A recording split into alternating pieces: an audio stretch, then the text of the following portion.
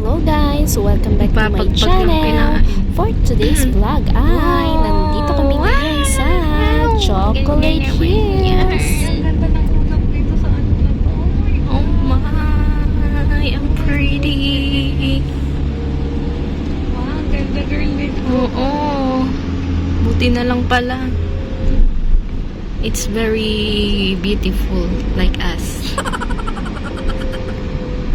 Bali guys, nandito tayo sa Chocolate Hills dito sa may Carmen, Bohol. Ang Chocolate Hills dito sa Bohol ay idineklara noong 1988 as the third National Geological Monument.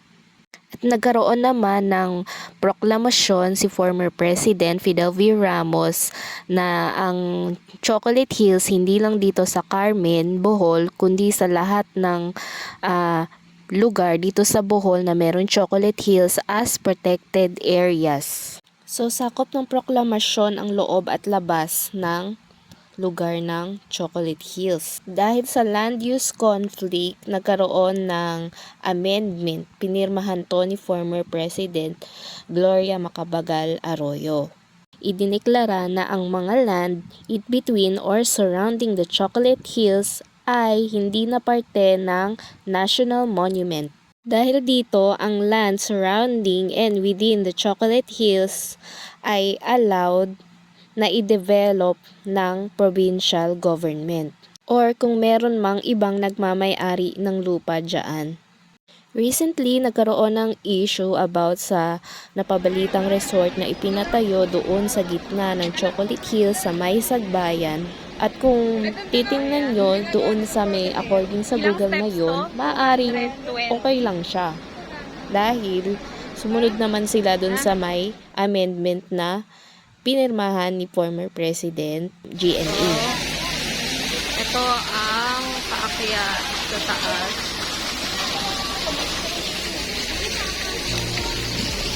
Yan, ang pretty. May mini falls. May mga koi. Noon pa man, marami ng isyong kinakaharap ang Chocolate Hills. Hindi lang yung mga resort na yan, kundi ang mga mining din. Para sa akin, medyo nagpagulo ang amendment na pinirmahan ni former President GMA. Kasi sa halip na dapat nilahat na niya, bakit kailangan pa na ang in-between ng Chocolate Hills o kaya yung surrounding area ng Chocolate Hills pwede mong galawin.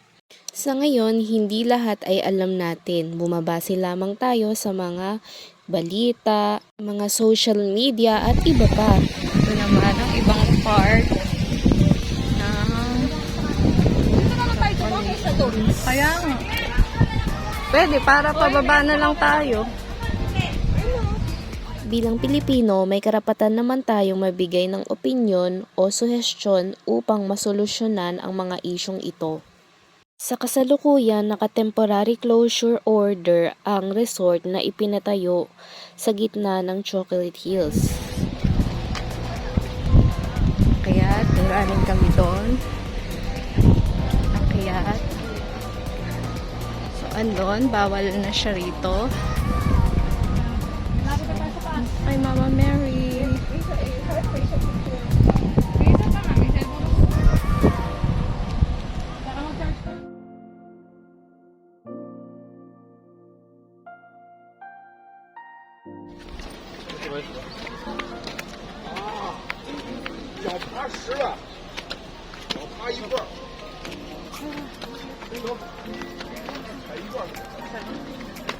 Bababa lang naman pala yung steps eh. Hindi katulad nung inano na.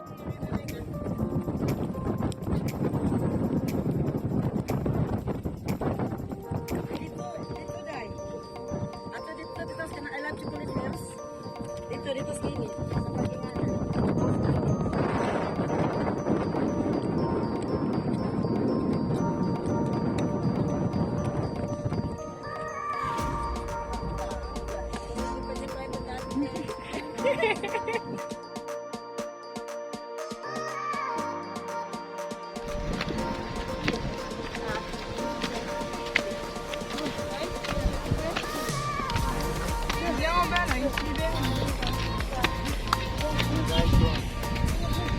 ganda dito, oh.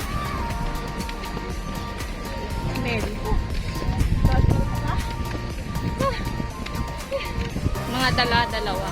Grabe yung isa pa taon nila eh. Kaya nga. Yun ang nakakapagod eh. Magpipil muna tayo dito. Kapapagod tayo.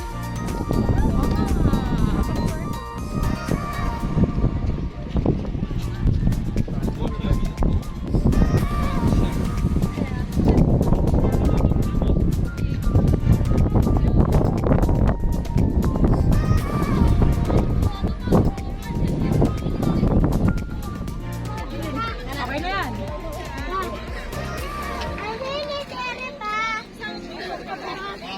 Oy.